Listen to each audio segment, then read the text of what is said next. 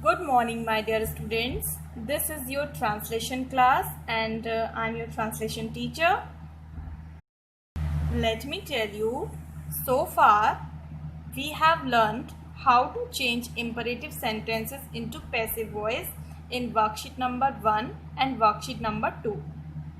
Now, in this video, we are ready to solve worksheet number 3, in which again there are imperative sentences that we are going to change into passive voice. But these imperative sentences are a little bit different from previous sentences. These sentences are called to be let type sentences. For example, let him complete the work, let us discuss the matter, let me start the game. So today in this video we will change these type of sentences into passive voice. So let's get started. Okay. So students, this is the first sentence that we are going to change into passive voice. Let him complete the work. Let him complete the work. क्या हिंदी है इसकी? उसे काम पूरा करने दो. जब हम किसी सेंटेंस में लेट यूज़ करते हैं तो लेट का मतलब ये होता है कि हम उसको कुछ भी करने की परमिशन दे रहे हैं, हम उसको कुछ भी करना अलाउ कर रहे हैं. ठीक है, तो लेट का मतलब होता है to give somebody permission, to give somebody permission या to allow somebody to do something. ठीक है, तो let him complete the work, उसे काम पूरा करने दो. अब हमें इस सेंटेंस का पैसिव बनाना है, तो इसको हम कैसे बनाएंगे? तो पैसिव बनाने के लिए दो चीज़ों की ज़रूरत होती है, वो मैंने आपको बताया था. सबसे पहला वर्ब की थर्ड फॉर्म और दूसरा है ऑब्जेक्ट. तो हम क्या करेंगे, ये देखेंगे कि इस सेंटेंस में ऑब्जेक्ट है या नहीं. तो ऑब्जेक्ट पता करते हैं वर्ब की हेल्प से. तो वर्ब है कंप्लीट, पूरा करना. अब आप क्वेश्चन करेंगे क्या पूरा करना, तो आंसर आपको मिलेगा काम को पूरा करना. तो यहाँ पर आपका जो वर्क है वो है आपका ऑब्जेक्ट. तो हम ऑब्जेक्ट को लेकर इसका पैसिव बना देंगे. कैसे? जब ऑब्जेक्ट होता है तो पैसिव बनाने के लिए हम लेट यूज़ करते हैं, तो यहाँ पर भी पैसिव के लिए हम लेट को ही यूज़ करेंगे. तो लेट, उसके बाद आपका ऑब्जेक्ट, ऑब्जेक्ट है आपका the work, let the work. ठीक है, उसके बाद आपको याद होगा हम लगाते हैं बी, तो यहाँ पर भी हम बी लगाएंगे, लेट द वर्क बी.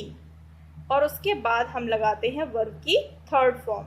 तो यहाँ पर वर्ब जो है वो है कंप्लीट और उसकी थर्ड फॉर्म आ जाएगी कंप्लीटेड.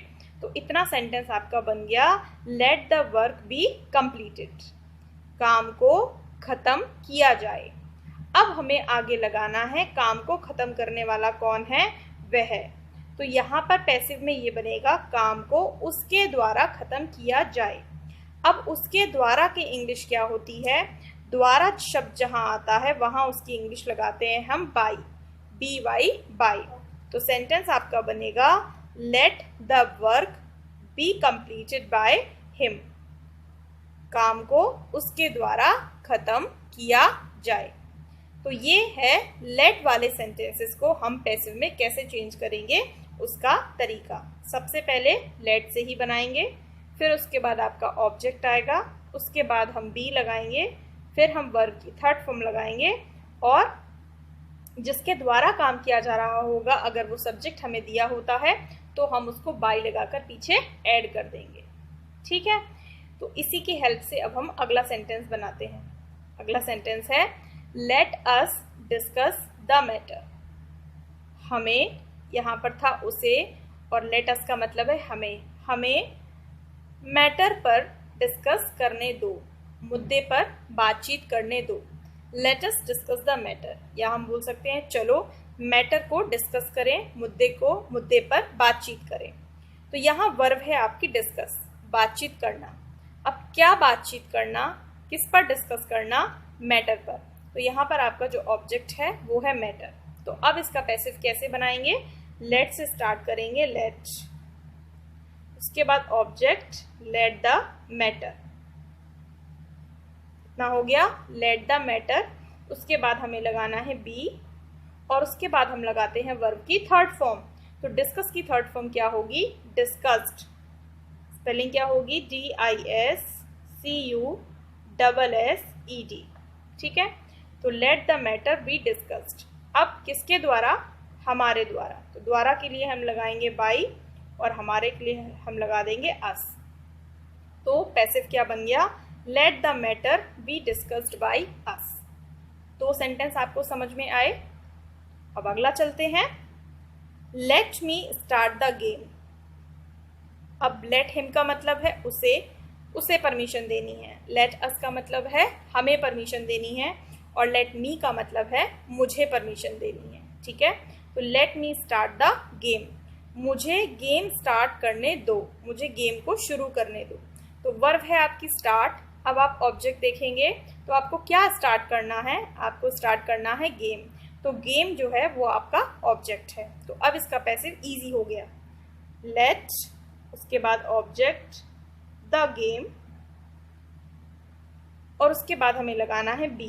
तो let the game be verb की थर्ड फॉर्म। तो स्टार्ट की थर्ड फॉर्म होती है स्टार्टेड।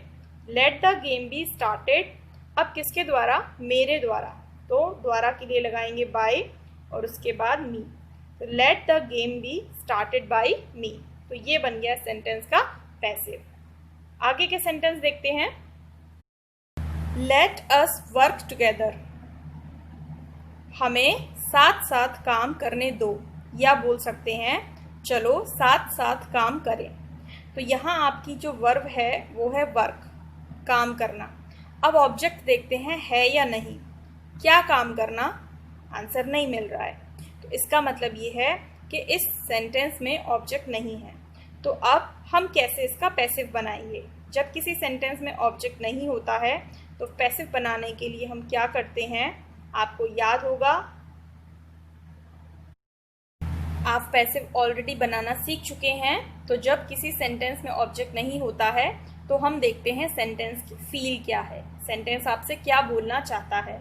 तो देखिए, लेट अस वर्क टुगेदर, चलो हम साथ साथ काम करें। तो मैंने अभी आपको बताया था जो लेट होता है उसका मतलब होता है अलाउ करना या परमिट करना। तो अगर हम अलाउ या परमिट वर्ब को लेकर इस सेंटेंस का पैसिव बनाना चाहें तो बना सकते हैं। कैसे? हमें साथ साथ काम करने दिया जाए या हमें साथ साथ काम करने की अनुमति दी जाए, ये बन जाएगा इसका पैसिव। अब देखते हैं इसको इंग्लिश में कैसे लिखेंगे। तो जो अस है उसको हमें सब्जेक्ट फॉर्म में लेना पड़ेगा वी। ठीक है, और उसके बाद हम लगाएंगे should be, we should be. ठीक, वी शुड बी। उसके बाद हमारी आ जाएगी वर्ब। तो यहाँ पर लेट की वर्ब जो है वो चेंज हो जाएगी अलाउड में, क्योंकि हम अलाउ कर रहे हैं, परमिशन दे रहे हैं। तो वी शुड बी अलाउड, इतना हो गया। तो वर्ब की थर्ड फॉर्म आ गई। अब उसके बाद हम लगाएंगे टू और टू के बाद जो हमारी वर्ब है सेंटेंस में उसको यूज करेंगे। तो टू वर्क और उसके बाद जो भी सेंटेंस में रह जाता है वो लिख देंगे टुगेदर। तो ये सेंटेंस आपका बना, we should be allowed to work together. We should be allowed to work together. हमको अलाउ किया जाए साथ साथ काम करना। ठीक है, थोड़ा सा मुश्किल है, अलग है ऊपर वाले से। 2-3 आप कर लीजिए, उसके बाद आपको समझ में आ जाएंगे। अगला देखते हैं, लेट अस स्विम, चलो तैरें, चलो स्विम करें। अब यहाँ पर ऑब्जेक्ट नहीं है, क्योंकि क्या स्विम करें, कोई आंसर नहीं मिल रहा है। तो जब ऑब्जेक्ट नहीं होगा तो हम क्या करेंगे? लेट वाले सेंटेंस में अलाउड से बनाएंगे और ये जो आपका ऑब्जेक्ट है उसे सब्जेक्ट में चेंज कर देंगे।